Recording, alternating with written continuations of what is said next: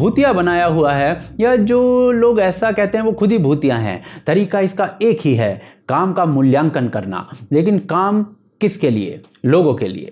125 करोड़ लोगों के लिए। पर 125 करोड़ में तो कई प्रकार के लोग आते हैं। कितनी प्रकार के लोग हैं? तो जी पहले वो जिनके पास जीवन की मौलिक सुविधाएं जैसे कि घर, बिजली, पानी, चूल्हा एक्सेट्रा एक्सेट्रा भी नहीं है। ये सेंसेक्स या इकोनॉमी की ऊंचाई नहीं देखते। आप भी नहीं देखेंगे अगर रोज सुबह 4 घंटे सिर्फ पानी का इंतजाम करने में लगा देंगे। 60% से ज़्यादा लोग यही है। दूसरे वो जिनके पास ये मौलिक सुविधाएं हैं, ये सेंसेक्स भी देखते हैं और अर्थव्यवस्था भी देखते हैं। इनके घर में कूलर होता है तो ये एसी के इच्छुक हो जाते हैं। दोपहिया से 4 चक्के तक के सपने पालते हैं। हर सुबह काम पर पीले पेंट वाले घर के बुलबुले बनाते हुए जाते हैं। आप और मैं, भारत का मध्यम वर्ग। तीसरा वो जिसने ये सब प्राप्त कर लिया है, उसकी लड़ाई बस अब ये सब सुरक्षित रखने तक की है। और ये सबसे छोटा ग्रुप है। हर वर्ग के लिए अलग काम होता है और सबका काम जरूरी होता है। मोदी की मुख्यमंत्री की पारी में क्या हुआ, अब वो पुरानी बात है, इतिहास है। गुजरात मॉडल पर चर्चा हुई, विकास पर चर्चा हुई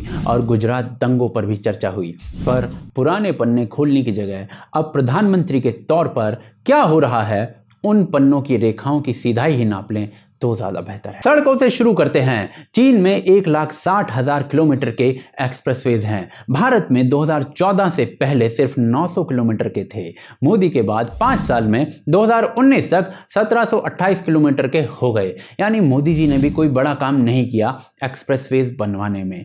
लेकिन दूसरी पारी की अगर हम बात करें तो इस समय 25,000 किलोमीटर से ज्यादा के एक्सप्रेसवेज बन रहे हैं। लक्ष्य है 2024-25 इनको पूरा करने का। चीन से अभी भी हम काफी पीछे रहेंगे, पर शुरुआत अच्छी है। 5 साल हो गए, अकल आ गई।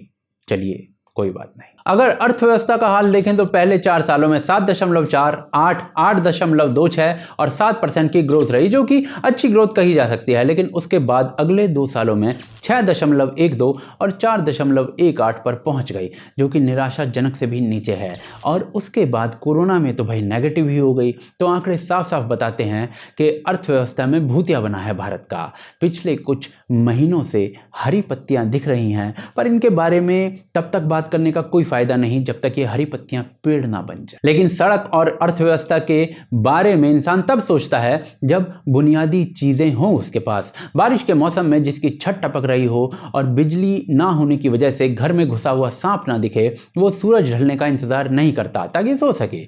अर्थव्यवस्था किस चिड़िया का नाम है, उसे क्या ही पता होगा। अब ऐसे लोगों के लिए क्या हुआ है वो देखते हैं। तो जी 2015 में जिसकी छत टपकती थी, ऐसे 2.95 करोड़ घर चिन्हित किए गए थे। दोबारा चेक हुआ, 2.14 करोड़ घर ऐसे निकले जो पक्के नहीं थे। इनमें से 1.92 करोड़ घर सैंक्शन कर दिए गए, यानी बनने की किसी ना किसी स्टेज में है, और 1.36 करोड़ बन चुके हैं, यानी 2022 तक का इसका टारगेट है। और अब तक करीब 71% काम पूरा हुआ है। पूरी आशा है कि 2022 तक ये टारगेट हासिल किया जाएगा। अब जी घर बन गया तो खाना भी बनाना है। 1955 में देश में एलपीजी कनेक्शन बांटने की सुविधा को शुरू किया गया था। 2014 आते आते 55% लोगों के पास गैस कनेक्शन पहुंचा था। लेकिन 2019 आते आते ये 55% से 99.5% हो गया। बहुत से लोग दूसरा रिफिल नहीं करवा पा रहे होंगे, पर अभी तक समस्या ये थी कि उनके पास कनेक्शन ही नहीं है। ये काम कैसे हुआ, इसके लिए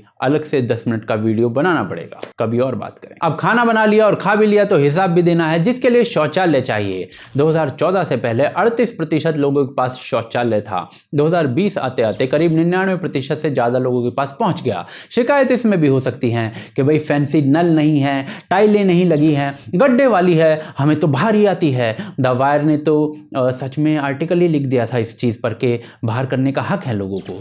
लेकिन सच ये है कि एटलीस्ट शौचालय है अब लोगों के पास। हमें महिलाओं से पूछना चाहिए कि किस परिस्थिति का सामना करती हैं वो बिना शौचालय के। अच्छा चलिए, अब आपने कर भी लिया, अब धोने का क्या? तो धोने के लिए पानी चाहिए या पीने के लिए भी पानी चाहिए। तो जी 1972 में इस देश में एक स्कीम आई, हर गांव के हर घर में नलके से पानी पहुंचाने की। 2019 तक सिर्फ 17% तक पहुंची, यानी मोदी की पहली पारी में भी कुछ काम नहीं हुआ उस पर। और उससे पहले तो क्या ही हुआ है वो पता ही है आपको। पर अब दूसरी पारी में 2021 आते आते ये आंकड़ा करीब 40% से ऊपर पहुंच चुका है और 2024 तक हर घर में पहुंचने का आसार है। अब घर में नल का कितना आवश्यक है वो जानने के लिए एक हफ्ते अपने घर में नल का प्रयोग बंद कर दीजिए, आपको 18वीं सदी का आनंद आएगा। अब चलिए, खाना पानी हो गया, शौचालय भी हो गया, अब कुछ कमाओगे तो उसे रखोगे कहाँ पर? बैंक में। तो जी 2014 से पहले देश में 53% वयस्कों के पास ही बैंक अकाउंट था। एक account Khulna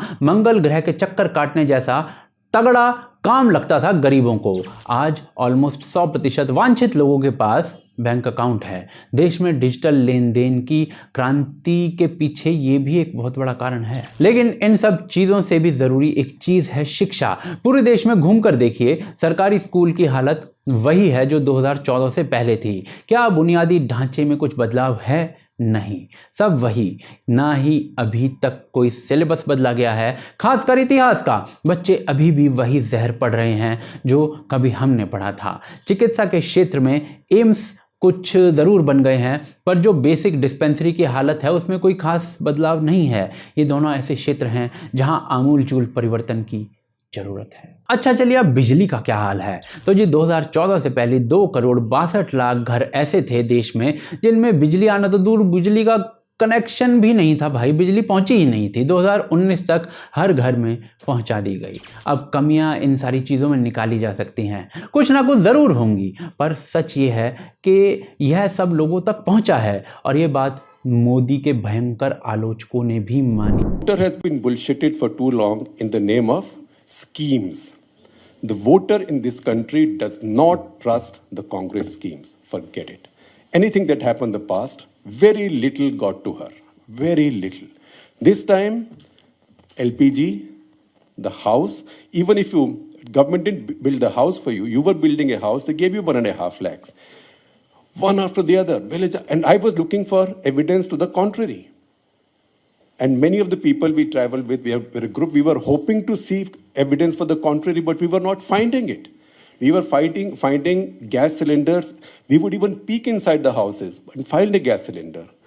So you build a house, government gave you 1.5 lakh. You build a toilet, government gave you 15,000. Government didn't come and build the toilet for you. What did the government do? They used direct benefit transfer. They used something that in this city and in this 1 square kilometer periphery, everybody gets very angry about. They used the jam trinity, that is Jan Dhan account, Aadhaar, and Mudra loans.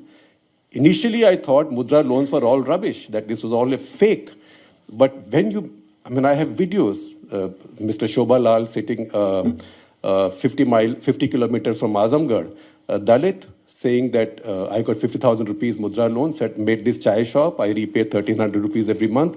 If I don't repay on time, bank manager sent somebody to me. And then came back and checked the larger data. 4.81 crore people have got Mudra loans and 2.1 lakh crores have been dispersed. Now, I have to say this very honestly, that we journalists and the commentariat chose not to see it. And even when we see it, we compulsively try to deny it. Oh, they've got gas cylinders, but they can't afford the next cylinder.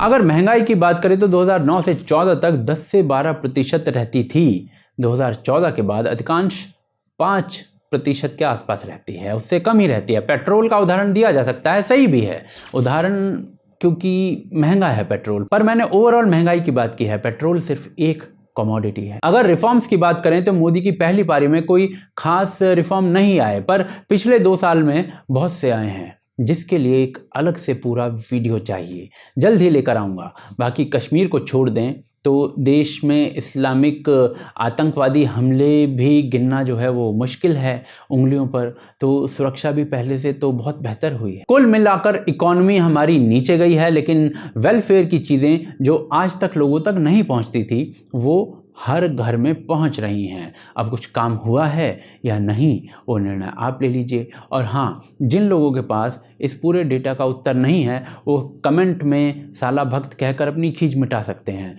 बाकी जिसे सच जानने का प्रयास करना है उसके लिए मोदी के फेलियर और सफलता दोनों रख दिए गए हैं। अब